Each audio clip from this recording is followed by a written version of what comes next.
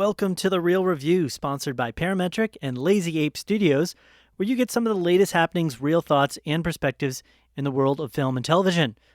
I am here with Matt Hay, and I am Joel Cunningham. Yeah, hey, you totally got that right. I did. Yeah. I almost got it wrong, Yeah, well, hey, but then I got it right. Matt, hey. Matt Hay, yeah. So this is our Coming Soon and news episode. This is where we cover all of the Coming Soon films releasing within the next few days or so, and we discuss some film news, although we've got a lot of films that we're going to be talking about, so we're not going to cover any news Right. in this one. There isn't a lot of big news items that I've seen as of recent. Yeah. And So- there's a lot of releases that are like films that have a decent marketing push. So we're going to try and cover all of them, kind of what we have there. So Yeah, I think the biggest news is that they're releasing a sequel to Mamma Mia. Just kidding. Yeah. I did read that. I was Yeah. shocked. That was Yeah. more of like, what? It needs a sequel? I think they need to call it Mama's Mia's. Mama's Mia's. It's Yeah. Mama's Mia's. Here we go again. Yeah, something like that. Yeah, there we Yeah. go again. It should be like, oh, here we go again. Okay, anyway, yeah. So, Matt, why don't we, at the beginning, how about you give the listeners here, our listeners, a couple ways to get connected to the podcast? Yeah. So you can connect with us all in our social media shared universe through the interwebs at your fingertips. But there's a created number of our different own- ways, right? Our own shared universe. This is our own shared universe, right? It seems like it's a hot trend these days, so we're It just is. kind of playing along with it. Yeah. Find us at Facebook / Real Review Media, at Instagram and Twitter at Real Review Media, and find us on our website, which is realreviewmedia.com, where you can connect with all of the social media sites, our newsletter, and just kind of keep up to date with what we have going on. We post different things on different sites and as frequently as possible. And then also you can email us. Let us know what questions you have, any thoughts, comments, anything that we talk about. Share with us what's going on in your head there. And you can do that by emailing us at realreviewmedia@gmail.com. Yeah. Not everything that's going on in your head. Maybe if it's just film or television related. Yeah, if we don't respond ever, it's just because it went to spam and we don't check that as much. Oh, I'm just no, we kidding. don't do that. I'm kidding. Is that why you never respond to any of my emails, Matt? Let's not talk about that right now, Joel. Wonderful. The truth has been revealed. So we're going to be talking about 4 films that are actually going to be opening this weekend. Cars 3, All Eyes on Me, Rough Night, and 47 Meters Down. I'm guessing that is not a misspelling. That it's actually that. Yeah, we were going to talk about, just to bring it up, because the Book of Henry is going into limited release, but Yeah. we won't talk about that now. We'll talk about that when it hits theaters wide. Absolutely. So, all right. Well, then why don't we kick things off with probably one of the biggest releases coming out this weekend, which is Cars 3. This is a Lightning McQueen. The synopsis for this, if you're not familiar, it's the third film in the Cars trilogy. Oh, that's what the So now 3 third, means. Yeah, Okay. the third, yeah. He's got a big 3 after that Cars there. So Lightning McQueen sets out to prove to a new generation of racers that he's still the best race car in the world. It stars the voice acting of a bunch of folks, but primarily in this one, Owen Wilson, Cristela Alonso, Chris Cooper, Nathan Fillion, and Larry the Cable Guy, of course. Yeah. So, yeah. And Armie Hammer. I didn't know he was in this. That's Yeah. awesome. Yep. Cool. Army. Jackson Storm. So, Matt, what are your expectations here for Cars 3 by Pixar? All right, guys. So I will say that the California Adventure ride for Cars is good. It's bomb.com. Yeah. It's pretty awesome. It's fun. There's and always the best a way huge to line for the it. best way to experience it is to ditch the dual passenger one and just go to the single rider one. Really? Yeah. Is it a shorter line or is Way it just shorter. really? Yeah. I didn't know that. Get a fast pass for that. And I went with my family. We had a friend go with us, and he was like, "Yeah, no, do this." I was like, "What?" And I did it, and it was like, "Yeah, we got in, and we only waited for like 5 minutes." It was awesome. I can't tell if this is avoidance because you're It like is not wanting to avoidance. talk about This is the my favorite part of the Cars franchise, all the movies, is the ride at California Adventure. There you go. I thought the first Cars movie was okay. Second Cars movie was I couldn't even finish it. I didn't finish it. Yeah, I it didn't was finish the really movie. tough. Yeah. It was primarily that. I mean, that one was more about Larry the Cable Guy, Right. and more about his fun hijinks that he made, or kind of his silly So- spy hijinks. I have zero. I wouldn't say zero. I'm just not very excited for this. Yeah. I know it's going to make a ton of money kids and parents are going to be going to see this because merchandising alone. Yeah. Anything with cars in it, especially when it comes to children, it's gonna make money. You know? I think that's kind of what it's aiming for. The first piece of promo material for this movie, though, was this really like slow-mo, intense, like wreck kind of unfolding before your eyes, and I thought that was really interesting. But everything after that just seems like more paint by numbers, story beats, something that almost reminds me of Rocky, like coming out of retirement to prove that he's still the best boxer. Yo, Adrian, That's kind of what it looks like. Yeah. And so, I don't know. My anticipation is low. I mean, depending, I don't even think my kids are really that into it. I mean, they've seen the movies, but they don't. They're like, Lightning McQueen, whatever. Yeah. I'm not. So I've never been a big Cars fan either. There's a simple reason for it, and I think the first film was okay, but I agree the second one was really difficult and hard to get through. The main reason for this, for me, is that I have loved how Pixar has generally their films are set within kind of our, and this sounds very ethereal probably, but they're set within our universe. So ethereal. In a way. Well, I mean, they're about people or a people's world. Pixar cinematic universe. Right. I mean, every story, although, one is about toys, but it's toys within a people world. You know what I mean? It's everything is set within like the human world in a sense, whereas Cars is its own completely different universe where everything is car themed and car feel, and it feels very manipulative. It feels very kind of tongue-in-cheek and silly because it's like, oh, like instead of sleeping in a hotel room, they sleep in a cone. You know what I mean? It's like, because it's quaint and it's like car-y. You know what I mean? It seems very obvious humor and silly to me. And so that in and of itself wasn't enough to ruin it for me, but it was enough to keep me from being like, yeah, that kind of piques my interest.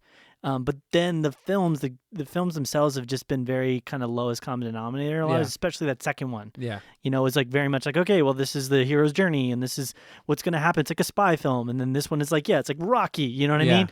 So they're not treading any new water. They're not going into new different directions with these. A lot of times it feels very kind of obvious. And the trailer was interesting, the first one, because it kind of did it felt like almost like an adult themed serious, like it was almost serious to the point where it felt like an adult's cartoon. Yeah. But then as of the recent trailers have started to come out, it's like, okay, it's still got the car kind of feel and the car kind of humor. So I'd say I'm a little bit more excited about this than the second one because it looks like they're putting the attention back on Lightning, which that's a much better choice than Mater. Yeah. Larry the Cable Guy, say what you will about his stand-up, he's super popular, but I don't think that translated well into the film. So we'll see. I'm a little bit more excited about this one, and I'm hoping this kind of wraps up the car universe. Like maybe trilogy. This is like the trilogy. This is like the end of it because they're talking about him. I'm guessing close to retirement at this point. They spent hundreds of millions of dollars on that ride. I don't see them stopping. Yeah, probably not. We'll see. Yeah, they we'll might see. update it, but I don't see that stopping just because of the ride. Just like I don't see Guardians of the Galaxy stopping because they've updated that whole hotel Tower of Terror. Yeah. So, but this is where it doesn't make sense to me because, like, with a car, you can just replace the engine. You can, you can take an old body and put in a new engine and put a new, all the different transmission and all this stuff. You can put in all the different things that are going to make a car that's old run well and be new.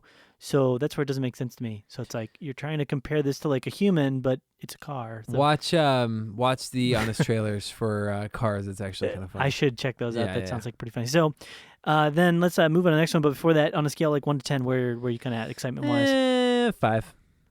Yeah, I'd say I'm about a 5 as well. Okay. So pretty similar there. So then next, moving on to the next film. This is All Eyes on Me.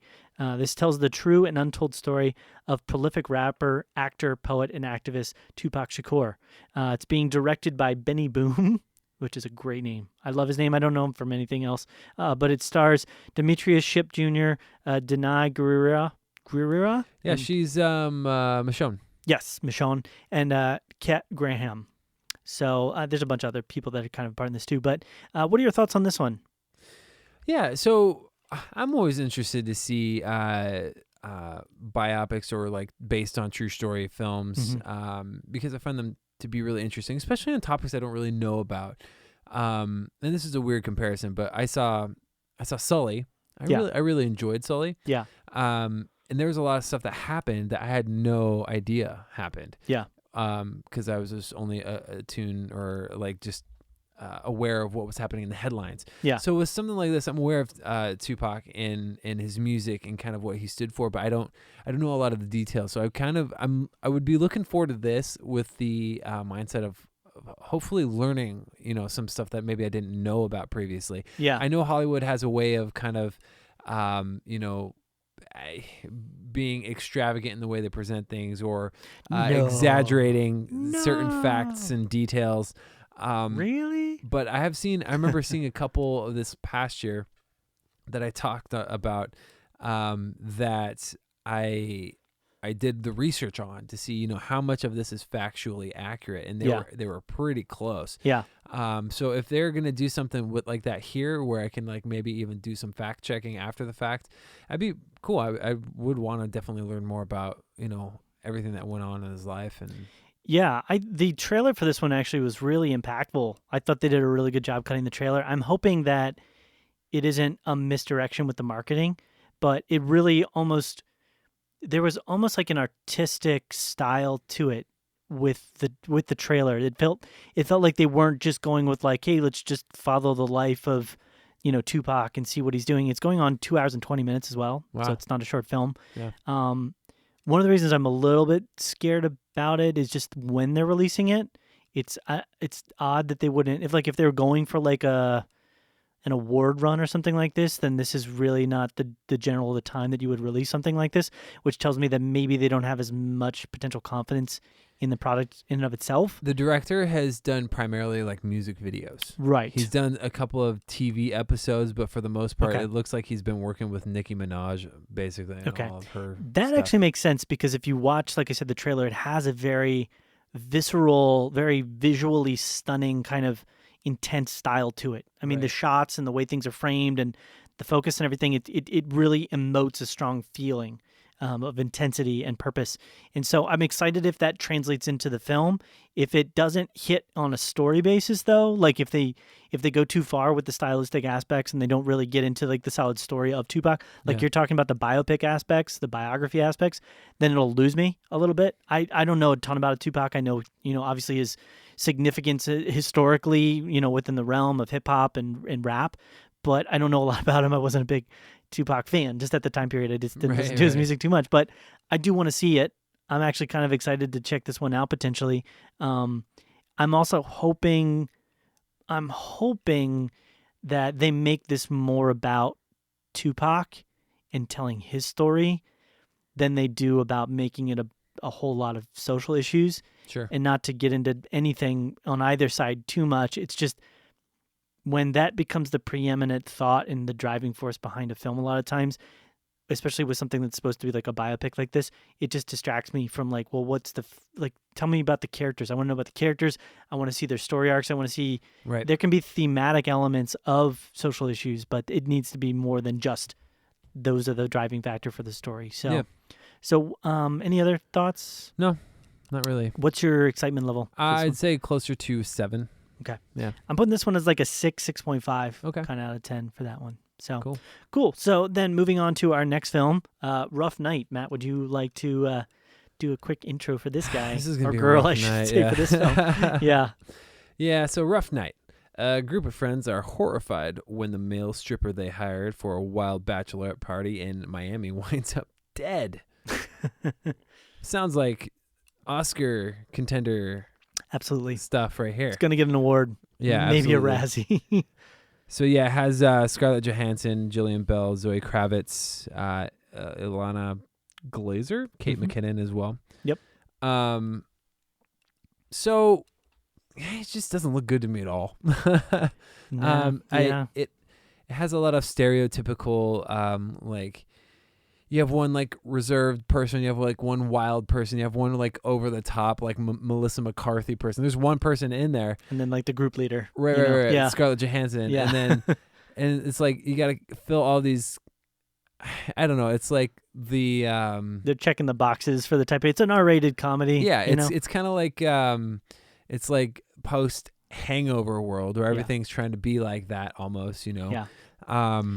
I don't know. The novelty of The Hangover, though, is that it did it in a way where it felt new and it felt fresh, whereas then the second one felt like a regurgitation of the first one. Yeah. This one, like you said, it feels like with every I don't think I really laughed more than like once in the trailer. It does feel like, okay, these are the characters we need, and then like here's the joke about, this guy's crotch, you know what I mean? The humor of that. And then it's like Weekend at Bernie's meets Bridesmaids. Right. It's kind of the idea behind it. And it just doesn't, I don't know. There's nothing about it that really screams out to me like, yeah, this looks like it'd be fun, little silly kind of jaunt into this type thing. I think one of the things that made, I don't know. I don't want to go too far deep into this because I haven't seen the movie, but one of the things that made Weekend at Bernie's so good in a way, and not like it's like an amazing film, but like acceptable, was that they didn't take it too seriously, and it was kind of made to be tongue in cheek and silly. And it's like, obviously this guy is like, it's stupid. It's stupid that there's like this dead guy that's being like, moving around and stuff.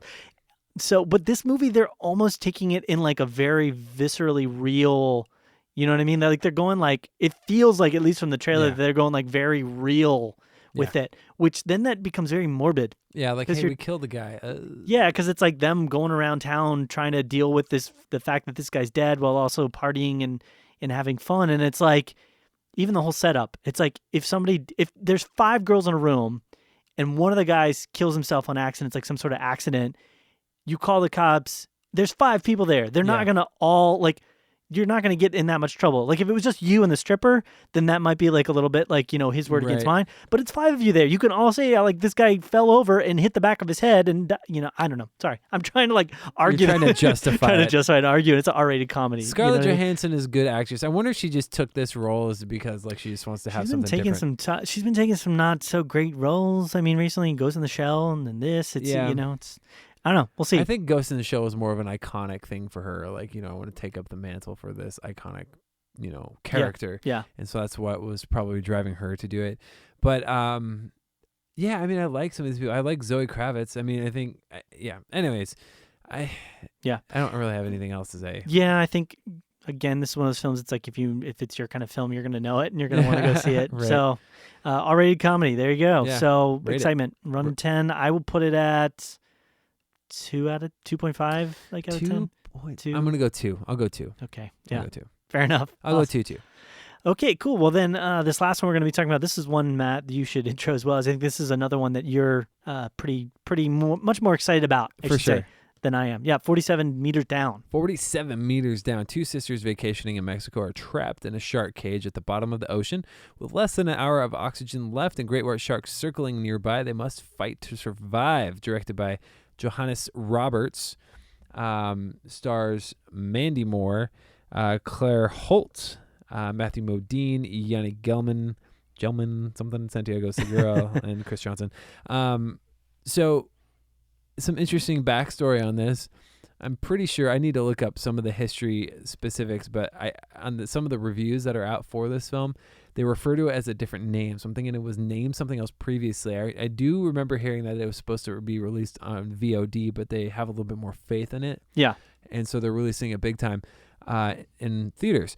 First off, Mandy Moore was never really was never really on my acting radar. Yeah. I mean, she was in A Walk to Remember, in a couple of other things after that, but not really anything big time. She's more recently been on This Is Us, and she's so good. Yeah. She's really good, actually, in this show. Yeah, she's not a bad actress. And I was just, and so that kind of makes me buy it more so right off the bat. Matthew Modine, I haven't seen a lot of anything other than Stranger Things.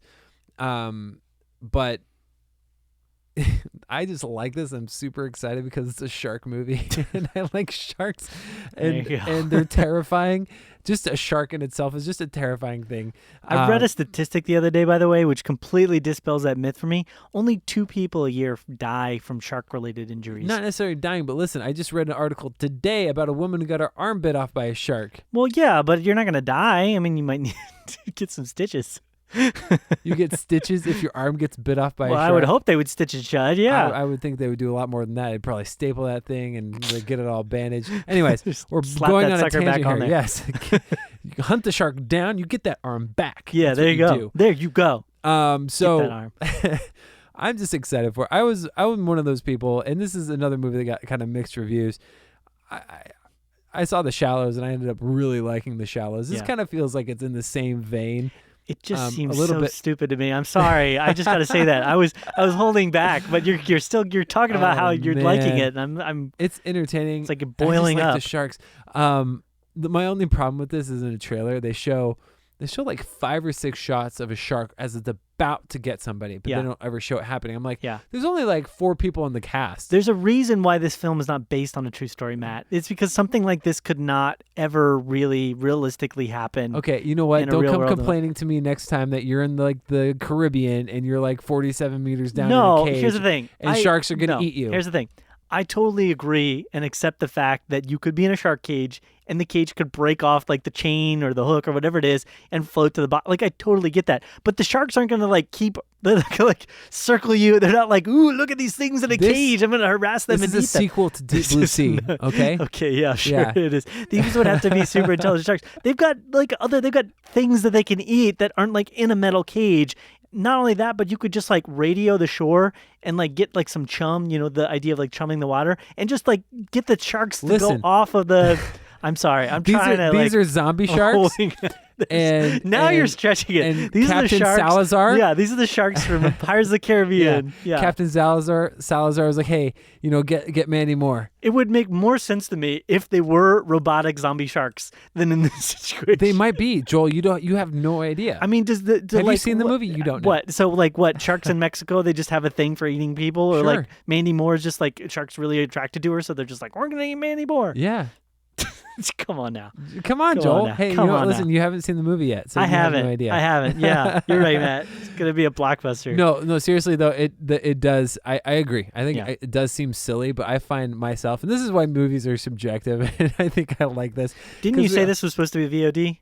It like a was video? originally, yeah. Right. And that So- makes sense to me because, like, I would see this on, like, a sci-fi Right. like a sci-fi channel. I Right, would see right. that, and I'd be like, okay, that makes sense. But for a major film release, like, come on.